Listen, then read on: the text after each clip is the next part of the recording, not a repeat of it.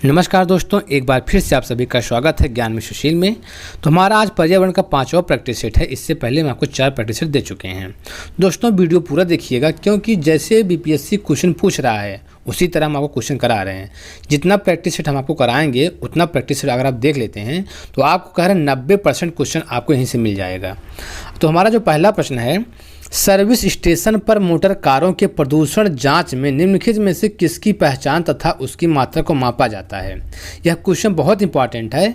तो कौन सा मापा जाता है? शीशा तथा कार्बन कण मापा जाता है। आप देखें प्रदूषण जो कागज बनता है, तो प्रदूषण जांच में निम्नलिखित में से किसकी पहचान तथा उसकी मात्रा को मापा जाता है। तो प्रदूषण जाँच में शीशा तथा कार्बन कण मापा जाता है। ऑप्शन यहाँ पे ए करेक्ट है। अगला प्रश्न देखिए, अंटार्कटिका में ओजोन परत का जो सर्वाधिक विनाश किस माह में होता है। तो अंटार्कटिका में जो ओजोन परत है सर्वाधिक जो विनाश होता है किस माह में होता है।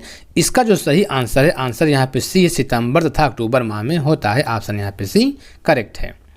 अगला क्वेश्चन देखिए, जो तीसरा प्रश्न है, उत्तरी गोलार्ध में ओजोन परत के विनाश की स्थिति किस माह के बीच देखी जाती है। तो उत्तरी गोलार्ध में जो ओजोन परत के विनाश की स्थिति किस माह में देखी जाती है। इसका जो सही आंसर होगा मार्च और अप्रैल माह में देखी जाती है। ऑप्शन यहाँ पे ए करेक्ट है। अगला प्रश्न देखिए, मोटर वाहनों से निकलने वाली निम्नलिखित में से कौन सी एक मुख्य प्रदूषक गैस है। तो मोटर वाहनों में से निकलने वाली निम्नलिखित में से कौन सी एक मुख्य प्रदूषक गैस है। तो कौन सी यहाँ पे है? यहाँ पे जो ऑप्शन यहाँ पे बी है, कार्बन मोनोऑक्साइड है। ऑप्शन यहाँ पे बी करेक्ट है। ठीक है, देखिए जो कार्बन मोनोऑक्साइड है इसे दमा घोटू गैस भी कहते हैं। अगला प्रश्न, अम्ल वर्षा एसिड रेन होती है।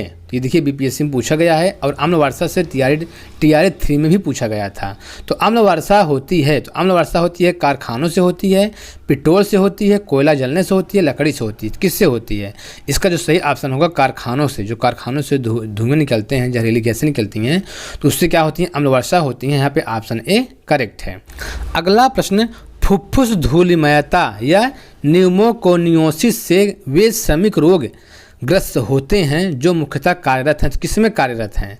तो देखिए यहाँ पे चर्म शोधन शालाओं में, कोयला खनन उद्योग में, या मध निर्माण शालाओं में, या शीशा उद्योग में। तो इसका जो सही आंसर होगा, आंसर यहाँ पे भी कोयला खनन उद्योग में। तो जहाँ पे कोयला खनन उद्योग है वहाँ पे जो श्रमिक काम करते हैं तो धूलिमयता से क्या हो जाते हैं? ग्रसित हो जाते हैं।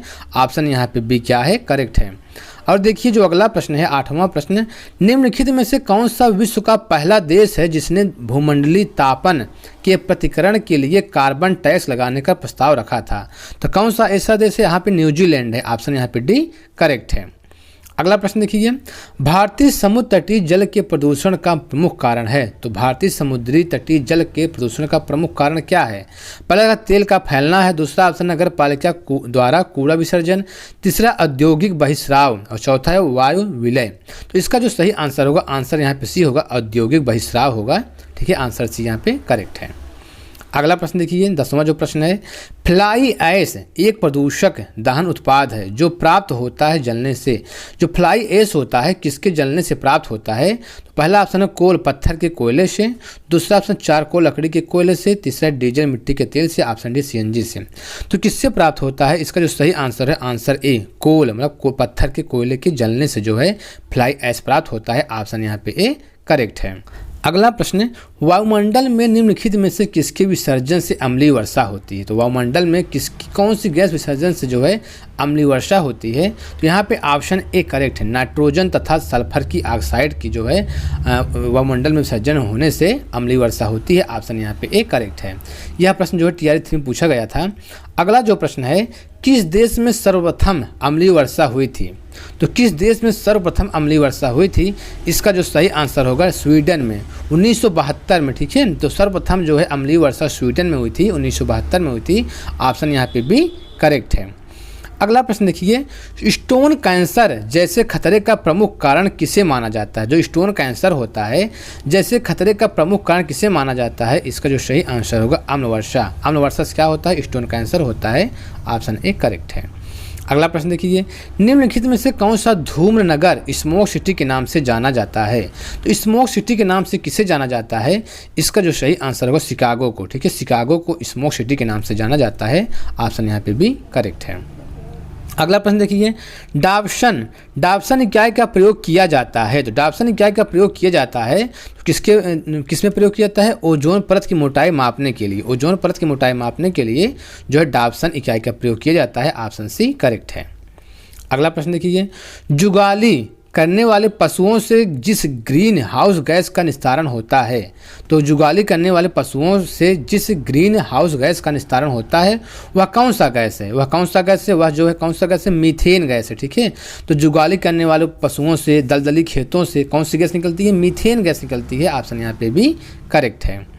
अगला प्रश्न देखिए, संयुक्त राष्ट्र पर्यावरण कार्यक्रम की एक रिपोर्ट के अनुसार एक भूरे रंग की धुंध अथवा एशियाई भूरे रंग का बादल जो एशिया के 10 मिलियन वर्ग किलोमीटर आकाश पर आच्छादित है तबाही मचा सकता है। तो किस रूप में मचा सकता है? इसका जो सही आंसर होगा, आंसर यहाँ पे डी होगा। उपयुक्त तीनों के रूप में, वर्षा के रूप में भी तबाही मचा सकता है, अनाज उत्पादन में भी जो है तबाही मचा सकता है, मानवीय स्वास्थ्य के क्षेत्र में भी जो है तबाही मचा सकता है, उपयुक्त तीनों में भी तबाही मचा सकता है। ऑप्शन यहाँ पे डी करेक्ट है। अगला प्रश्न देखिए, असुमेलित जोड़े को पहचान कर इंगित कीजिए। असुमेलित जोड़े को पहचान कर इंगित कीजिए। इटाई रोग। तो इटाई जो रोग होता है किसके कारण होता है? कैडमियम प्रदूषण से। ये तो सही है, आपको असुमेलित पहचानना है। मिनीमाटा रोग, पारा प्रदूषण से पारा, यदि जल में पारा की अधिकता होती है तो मिनीमाटा रोग हो जाता है। ये तो करेक्ट है। नाक नी रोग शीशा प्रदूषण। ठीक है, नाक नी रोग शीशा प्रदूषण। और ब्लू बेबी रोग नाइट्रेट। ठीक है, तो ब्लू बेबी से नाइट्रेट के प्रदूषण से ब्लू बेबी रोग होता है। ऑप्शन यहाँ पे सी जो है सी करेक्ट नहीं है। ठीक है, शीशा प्रदूषण से जो है नाक नी रोग जो है नहीं होता है। यहाँ पे ऑप्शन सी गलत है। अगला जो प्रश्न है, मानव जनित पर्यावरणीय प्रदूषक कहलाते हैं। तो मानव जनित जो पर्यावरणीय प्रदूषक कहलाते हैं क्या कहलाते हैं? तो इसका जो सही आंसर होगा क्या होगा? ह्यूमेलिन्स होगा। ठीक है, ह्यूमेलिन्स होगा। ऑप्शन यहाँ पे सी करेक्ट है। अगला प्रश्न, पेयजल में संख्या प्रदूषण सर्वाधिक है। तो पेयजल में जो संख्या प्रदूषण है सर्वाधिक कहाँ है? कानपुर में है। ऑप्शन बी यहाँ पे करेक्ट है। अगला क्वेश्चन देखिए, औद्योगिक मलबे से सर्वाधिक रासायनिक प्रदूषण होता है। तो औद्योगिक जो मलबे से सर्वाधिक रासायनिक प्रदूषण होता है तो किससे होता है? तो इसका जो सही आंसर चमड़ा उद्योग से होता है। किससे होता है? चमड़ा उद्योग से होता है। ऑप्शन यहाँ पे ए करेक्ट है। अगला प्रश्न देखिए, विश्व की हरित गृह गैसों में भारत का विभाग है। तो विश्व की जितने भी ग्रीन हाउस गैस होता है भारत का उसमें भाग कितना है? इसका जो सही आंसर होगा 1% है। कितना है? 1% है। ऑप्शन यहाँ पे ए करेक्ट है। अगला प्रश्न देखिए, किस तत्व के लगातार संपर्क के कारण ब्लैक फुट नामक रोग हो जाता है? तो किस तत्व के आप लगातार संपर्क में रहेंगे तो आपको कौन सा रोग हो जाएगा? ब्लैक फुट नामक रोग हो जाएगा। तो इसका जो सही आंसर है आर्सेनिक। आर्सेनिक की अधिकता से जो है ब्लैक फुट नामक रोग होता है। ऑप्शन यहाँ पे ए करेक्ट है।